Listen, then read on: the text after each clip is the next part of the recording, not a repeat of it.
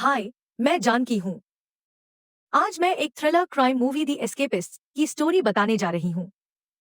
Movie की शुरुआत एक हाई सिक्योरिटी प्रिजन के अंदर होती है, जहाँ एक ओल्ड इनमेट फ्रैंक पैरी गहरी सोच में डूबा हुआ है। उसके एक्सप्रेशन से साफ पता चलता है कि वह कुछ बड़ा और बोल्ड स्टेप उठाने वाला है, जो उसने पहले कभी नहीं किया। फ्रैंक धीरे धीरे बाहर निकलता है और प्रिजन मेन गेट पर मौजूद गैंगस्टर रिजा के सेल तक जाता है।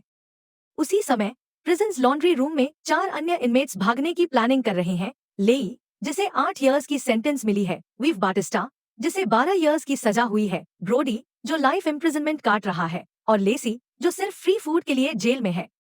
वे जल्दी से ड्रेनेज इनलेट के आसपास ग्राउंड खोदते हैं और एक इतना बड़ा होल बनाते हैं कि एक ह्यूमन उसमें समा सके। फिर वे एक एक कर नीचे उतरते हैं, लेकिन ब्रोडी इंतजार करता है अपने क्लोज फ्रेंड फ्रैंक का। असल में सभी को उम्मीद थी कि वहां लेसी की जगह फ्रैंक आएगा। काफी देर वेट करने के बाद ब्रोडी हार मानकर नीचे उतर जाता है, लेकिन गलती से अपनी कैप छेद के पास छोड़ देता है। कुछ मिनट बाद फ्रैंक वहां पहुंचता है, लेकिन उसके एब्डोमेन से ब्लीडिंग हो रही होती है। वह ब्रोडीज कैप उठाता है और होल में समा जाता है। फ्लैशबैक, कुछ months ago Frank prison laundry में काम कर रहा था। वह विभिन्न सेल्स से क्लोथ्स इकट्ठा करता और एक ह्यूज इंडस्ट्रियल वॉशिंग मशीन में धोता।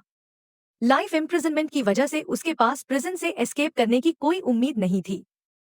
वह अपनी पनिशमेंट स्वीकार कर चुका था, अपना वर्क करता, सिर झुकाए रहता और जेल के गैंगस्टर रिजा से दूर रहता। एक दिन वह लॉन्ड्री ड्यूटी से लौटता है और देखता है कि उसका सेलमेट अपना बैग पैक कर रहा है। उसकी जेल टर्म पूरी हो चुकी है और वह होम जा रहा है। उधर सभी प्रिजनर्स न्यू इनमेट्स के आने का सीन देखने के लिए गैदर होते हैं। वे सभी सिर्फ अंडरवियर में होते हैं और उन पर एंटीबैक्टीरियल पाउडर डाला गया होता है। यह साइट देखकर रिजा का यंगर ब्रदर टोनी, जो एक सैडिस्टिक जंकी है, काफी खुश होता है। उसकी आइज एक handsome new inmate even Lacey पर पड़ चुकी है। बाद में न्यू प्रिजनर्स को उनके सेल्स दिखाए जाते हैं और लेसी फ्रैंक के साथ रखा जाता है। वह फ्रैंक से इंट्रोड्यूस होने की ट्राई करता है, लेकिन फ्रैंक कोई इंटरेस्ट नहीं दिखाता। उसी शाम फ्रैंक को एक ब्राउन एनवलोप मिलता है। पिछले 14 ईयर्स से वह लगातार अपने होम, खासकर अपनी डॉटर, को लेटर्स लिख रहा था, लेकिन कभी कोई रिप्लाई नहीं मिला। मगर इस बार उसे वाइफ का लेटर मिलता है। लेटर में लिखा होता है कि उनकी बेटी ड्रग ओवरडोज की वजह से हॉस्पिटल में एडमिट है। यह पढ़कर फ्रैंक का पूरा वर्ल्ड हिल जाता है। वह तुरंत प्रिजन चैपल में जाता है। वहां एक काइंड गार्ड, जो फ्रैंक के प्रति थोड़ा सॉफ्ट है, उसे अंदर जाने की परमिशन दे देता है। फ्रैंक कन्फेशन बॉक्स में बैठता है, लेटर निकालता है और इमोशनल होकर खुद से कहता है, मुझे अपनी बेटी से मिलना ही होगा। नेक्स्ट डे लॉन्ड्री ड्यूटी के दौरान उसकी आइज एक स्टील प्लेट पर बने एयर वेंट्स पर पड़ती है। ये वेंट्स वॉशिंग मशीन के पीछे लगे होते हैं और वहां से कुछ पाइप्स आउटसाइड की ओर जा रहे होते हैं। अचानक उसे एस्केप प्लान सूझता है। वह अपने ओल्ड फ्रेंड ब्रोडी से इस बारे में बात करता है और पूछता है कि क्या ये एयर वेंट सीवर सिस्टम से जुड़ते हैं। पहले तो ब्रोडी चौंक जाता है कि उसका फ्रेंड ऐसा वियर्ड क्वेश्चन क्यों पूछ रहा है, लेकिन फिर फ्रैंक उसे अपनी डॉटर का लेटर दिखाता है और बताता है कि उसकी कंडीशन क्रिटिकल है। ब्रोडी, जो पहले खुद जेल ब्रेक की प्लानिंग कर चुका था, अपने फ्रेंड की हेल्प करने के लिए रेडी हो जाता है। कुछ डेज लेटर फ्रैंक लेई से मिलता है। लेई एक नोटोरियस थीफ और एमेच्योर बॉक्सर है। उसे जल्द ही पैरोल मिलने वाली थी, लेकिन फ्रैंक के ओल्ड सेलमेट ने उसके खिलाफ स्नेच कर दिया, जिससे उसकी पैरोल कैंसिल्ड हो गई। अब लेई रिवेंज लेने के लिए डेस्परेट था। फ्रैंक इस मौके का फायदा उठाता है और उसे एस्केप प्लान में ज्वाइन होने का ऑफर देता है। वह पूछता है, लेई, तुम स्क्रू ड्राइवर्स वगैरह यूज कर सकते हो, राइट? पहले तो लेई को डाउट होता है, लेकिन अंत में वह अग्री कर जाता है। कुछ टाइम लेटर सभी प्रिजनर्स कैंटीन में मिलते हैं। वे डोमिनोज खेलते हुए अपनी प्लान पर डिस्कशन करते हैं। वैसे उन्हें सच में डोमिनोज खेल लेना चाहिए था, यह इतना मुश्किल भी नहीं है। एस्केप का एक ही रास्ता था, लॉन्ड्री रूम। वहां तक पहुंचने के लिए 3 सिक्योरिटी डोर्स को क्रॉस करना पड़ता, लेकिन फ्रैंक के पास एक बेटर आइडिया था। वह हाल ही में चैपल गया था और देखा था कि कन्फेशन बॉक्स की वॉल्स वुडन बनी थी और यह वॉल लॉन्ड्री रूम से अटैच थी। अगर वे इस वुडन वॉल को ब्रेक कर देते तो वे बिना किसी गार्ड को अलर्ट किए डायरेक्टली लॉन्ड्री रूम में पहुंच सकते थे। लॉन्ड्री से वे एयर वेंट्स के जरिए सीवर सिस्टम तक जा सकते थे, लेकिन इसके लिए उन्हें स्टील प्लेट काटनी पड़ती। उस नाइट जब प्रिजन लाइट्स ऑफ हो जाती है, लेई काम पर लग जाता है। वह अपने सेल की चेयर से मेटल पाइप्स निकालता है और उसमें स्मॉल बोल्ट फिट करता है ताकि वह स्टील प्लेट को कट कर सके। उधर फ्रैंक प्रिजन के सबसे डेंजरस इनमेट 6'4" टॉल 230 पाउंड्स बेहमत 2 टन के पास जाता है। वह उसे बताता है कि लेई ने उसे फाइट के लिए चैलेंज किया है। इस बीच हम उनकी प्लान डिटेल्स जानते हैं। लॉन्ड्री वेंट उन्हें सीवर सिस्टम के टॉप पर ले जाएगी, जहां से वे ड्रेनेज पाइप्स के थ्रू रिवर के नीचे से होते हुए रेलवे स्टेशन के नीचे पहुंच सकते थे। हालांकि उन्हें रश आवर शुरू होने से पहले ट्रेन ट्रैक्स को पार करना होगा। ट्रैक्स में 650 वोल्ट की इलेक्ट्रिसिटी होती है और अगर वे इसे पार करने में देर करते हैं तो सभी इलेक्ट्रिक शॉक से मर जाएंगे। तीनों इस बात पर सहमत होते हैं कि वे तैयारियों को तेज करेंगे और 3 दिन बाद भागने की कोशिश करेंगे। उन्हें इस बात का अंदाजा नहीं है कि टोनी नाम का एक एडिक्ट उन्हें पास से देख रहा है। उस नाइट सभी इनमेट्स कैंटीन में इकट्ठा होते हैं ताकि वे टूटोन और लेई के बीच होने वाली फाइट को देख सकें। टूटोन बहुत पावरफुल है और वह लेई को बुरी तरह पीट देता है। हालांकि लेई एक जोरदार पंच मारता है जिससे टूटोन के माउथ से एक डायमंड वाला टूथ टूटकर गिर जाता है। लेई जल्दी से उस टूथ को उठा लेता है, इससे पहले कि गार्ड्स उन्हें अलग करें।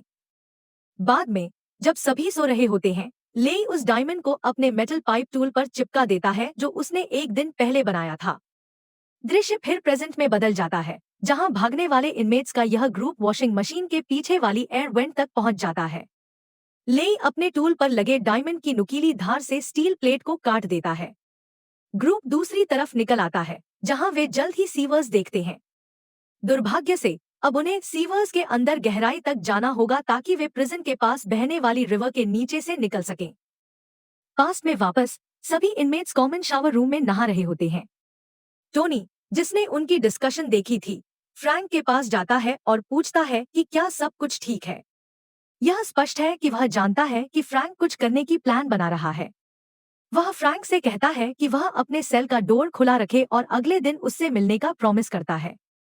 बाद में फ्रैंक अपने पार्टनर्स को इस इंसिडेंट के बारे में बताता है, जिससे सभी का मूड खराब हो जाता है। सभी जानते हैं कि टोनी को छूना मुश्किल है क्योंकि वह प्रिजन के मुख्य गैंगस्टर रिजा का ब्रदर है। अगर वे बैठे रहते हैं और उसके बारे में कुछ नहीं करते हैं तो उनकी प्लान जरूर फेल हो जाएगी। इसलिए फ्रैंक किसी और को अपने ग्रुप में शामिल करने का प्रपोजल रखता है जो इस प्रॉब्लम से निपटने में मदद कर सकता है, विव बाटिस्टा। वह एक इनमेट है जो एडिक्ट्स को छोटी मात्रा में ड्रग्स देने का काम करता है। यह गवर्नमेंट की प्लान का हिस्सा है, जिसमें ड्रग्स की मात्रा धीरे धीरे कम करके एडिक्ट्स को इन सब्सटेंसेस से छुटकारा दिलाया जाता है। अगली आफ्टरनून फ्रैंक प्रिजन की लाइब्रेरी में बाटिस्टा से बात करता है। वह चाहता है कि ड्रग लॉर्ड किसी भी तरह से टोनी को साइलेंट करा दे। बदले में फ्रैंक उसे प्रिजन से बाहर निकालकर फ्रीडम देने का प्रॉमिस करता है। बाटिस्टा तुरंत अग्री हो जाता है और उसके पास टोनी को हमेशा के लिए साइलेंट कराने की एक सिनिस्टर प्लान है। वह पॉइजन मिले ड्रग्स का एक बड़ा बैच बनाने और उसे लैब से बाहर निकालने का इंटेंशन रखता है। फ्रैंक उन ड्रग्स को ले जाएगा और अगले दिन टोनी को दे देगा। दृश्य फिर से प्रेजेंट में बदल जाता है, जहां फ्रैंक, लेई, ब्रोडी और बाटिस्टा किसी तरह रिवर को पार कर लेते हैं। वे दूसरी तरफ निकलते हैं, लेकिन पाते हैं कि पूरा सीवर सिस्टम एक कंक्रीट वॉल से बंद हो गया है। टेंशन बढ़ जाता है क्योंकि उनकी पूरी प्लान उनकी आंखों के सामने कोलैप्स हो जाती है। लेई, जो लेसी से नाराज होता है, उसे वॉल पर धकेलता है और पंच मारता है। हालांकि जब लेसी झुकता है तो लेई का पंच कंक्रीट वॉल में एक होल कर देता है। इससे ग्रुप को पता चलता है कि वॉल हाल ही में बनी है और वे तुरंत इसे तोड़ना शुरू कर देते हैं। कुछ ही मिनट्स में वे वॉल में एक बड़ा होल बना लेते हैं जिससे एक पर्सन निकल सकता है। ब्रोडी, जो ऐसे सिचुएशंस में सबसे एक्सपीरियंस्ड है, होल में घुस जाता है। वह अपने हैंड से जल्दी जल्दी डिगिंग करने लगता है, लेकिन अचानक बैड लक से नई बनी वॉल का एक हिस्सा गिर जाता है और वह रबल के नीचे फंस जाता है। फ्रैंक जल्दी से अपने हैंड से डर्ट खोदता है और अपने फ्रेंड तक पहुंच जाता है। हालांकि ब्रोडी अनकॉन्शियस है, लेकिन वह ब्रीदिंग कर रहा है। पास में वापस मॉर्निंग होती है और फ्रैंक टोनी के आने की प्रिपरेशन कर रहा होता है। उसके लॉकर में पॉइजन मिले ड्रग्स का एक स्टैश है, जिसे वह टोनी को देने की प्लान बना रहा है ताकि वह उसे स्नॉट करे और पास आउट हो जाए। दुर्भाग्य से टोनी अकेले नहीं आता है, वह एक अजीब इनमेट को अपने साथ लेकर आता है। यह मेरा फ्रेंड स्केवी स्टीव है, टोनी कहता है। वह पॉइजन वाले ड्रग्स का स्टैश लेता है और उसे स्केवी स्टीव को दे देता है। फिर वह लेसी की ओर अटेंशन देता है, जो अभी भी ऊपर वाले बंक पर सो रहा है। यह स्पष्ट है कि टोनी लेसी को लाइक करता है और उसके साथ रिलेशनशिप बनाना चाहता है। हालांकि लेसी फाइट बैक करता है और पास की चेयर से टोनी को पीटता है। स्केवी स्टीव यह देखकर तुरंत पॉइजन वाले ड्रग्स का स्टैश लेकर भाग जाता है। वापस आओ, स्केवी स्टीव, टोनी चिल्लाता है। दूसरी ओर टोनी इतना इंजर्ड हो जाता है कि वह डिसोरिएंटेड होकर सेल से बाहर निकलता है और स्टेयर्स से गिरकर मर जाता है। प्रेजेंट में भागने वाले इनमेट्स का ग्रुप आगे बढ़ता है और इंजर्ड ब्रोडी को बारी बारी से उठाकर ले जाता है। वे जल्द ही एक अबैंडन ट्रेन स्टेशन पर पहुंचते हैं और महसूस करते हैं कि वे सही ट्रैक पर हैं। लेसी फ्रैंक की मदद करने की कोशिश करता है, जो एब्डोमेन से ब्लीडिंग हो रहा है, लेकिन फ्रैंक सभी से आगे बढ़ने का अर्ज करता है। इसी समय वे डॉग्स के बार्किंग की आवाज सुनते हैं और समझ जाते हैं कि कॉप्स उनके पीछे हैं। अब यह लाइफ और डेथ का मामला है और वे अनकॉन्शियस ब्रोडी को पीछे छोड़ने के लिए मजबूर हो जाते हैं। ग्रुप फिर अपनी अगली ऑब्स्टिकल की ओर भागता है, एक छोटा लेकिन गहरा रिजर्वॉयर। इसे पार करना मुश्किल नहीं है, लेकिन ले को स्विमिंग नहीं आती है, जिससे उन्हें स्ट्रगल करना पड़ता है। इन सभी प्रॉब्लम्स के बावजूद इनमेट्स रिजर्वॉयर को पार करके ट्रेन ट्रैक्स तक पहुंच जाते हैं। पास्ट में रिजा फ्रैंक के सेल में आता है। यह पता चलता है कि लेसी को टोनी की संभावित मर्डर के लिए सॉलिटरी कन्फाइनमेंट में डाल दिया गया है। टोनी की डेथ उसके अपने ही पेनिस से हुई थी और सभी को यह पता है। उस फाइट का एकमात्र विटनेस, टोनी का अजीब फ्रेंड, पॉइजन ड्रग्स खाने से मर गया है। इसलिए रिजा जानना चाहता है कि उसके ब्रदर की मर्डर कैसे हुई। वह फ्रैंक को थ्रेटन करता है कि वह उसी नाइट उसके सेल में आए और पूरी ट्रूथ बताए। हालांकि फ्रैंक और उसका ग्रुप उसी नाइट भागने की प्लान बना रहा है। प्रेपरेशंस शुरू हो जाती हैं और सभी धीरे धीरे प्रिजन के अलग अलग हिस्सों में अपनी अपनी पोजीशन ले लेते हैं। इसी बीच फ्रैंक को विजिटिंग रूम में बुलाया जाता है, जहां वह अपनी वाइफ से मिलता है। उसे यह जानकर शॉक लगता है कि उसकी डॉटर की सुबह डेथ हो गई है। यह फ्रैंक को बहुत डेवास्टेट कर देता है और अब प्रिजन से भागने का उसका पूरा रीजन खत्म हो जाता है। दृश्य फिर से प्रेजेंट में बदल जाता है, जहां भागने वाला ग्रुप सुरक्षित रूप से ट्रेन ट्रैक्स तक पहुंच जाता है। सब कुछ प्लान के अनुसार चल रहा होता है, लेकिन तभी लेई का फुट ट्रैक्स के बीच फंस जाता है। उनकी मिजरी और बढ़ जाती है जब एक ट्रेन तेजी से उनकी ओर आती हुई दिखाई देती है। बाटिस्टा अपने फ्रेंड की मदद के लिए जल्दी से आगे बढ़ता है, लेकिन बहुत देर हो चुकी होती है। दोनों आने वाली ट्रेन से क्रश हो जाते हैं। इस बीच फ्रैंक और लेसी बच जाते हैं और ट्रैक से दूर भागते हैं। वे जल्द ही एक नजदीकी स्टेशन पर पहुंच जाते हैं। दोनों आखिरकार फ्रीडम पा लेते हैं और जल्दी से अपने क्लोथ्स बदल लेते हैं। लेसी वहां से भाग जाता है, जबकि फ्रैंक खुशी खुशी उन स्टेयर्स पर चढ़ता है जो उसे लंदन की स्ट्रीट्स पर ले जाएंगी। पास में फ्रैंक डिसाइड करता है कि उसके पास प्रिजन से भागने का कोई रीजन नहीं है। इसलिए वह अपने सेल में वापस जाता है और लेसी से बात करता है। फ्रैंक उसे भागने की अपनी प्लान के बारे में सब कुछ बताता है और लेसी से उसकी जगह लेने का अर्ज करता है। यहीं पर मूवी पहले दृश्य में वापस आ जाती है, जहां फ्रैंक रिजा के सेल में जाता है। वह नॉनसेंस बोलने लगता है ताकि वह अपने फ्रेंड्स के लिए टाइम खरीद सके, जो इस समय लॉन्ड्री रूम में एक होल खोद रहे हैं। फ्रैंक रिजा को कवर्ड कहता है और उसकी लाइफ को मीनिंगलेस बताता है। इससे गैंगस्टर गुस्से में आ जाता है और वह फ्रैंक को स्टैब कर देता है। कुछ ही देर बाद गार्ड्स वहां पहुंचते हैं और फ्रैंक को फर्स्ट एड देते हैं। एक शॉकिंग मोड में यह पता चलता है कि फ्रैंक सब कुछ हैल्यूसिनेट कर रहा था। असलियत में उसके फ्रेंड्स प्लान के साथ आगे बढ़ चुके थे, जबकि वह उन्हें टाइम देने के लिए पीछे रुका था।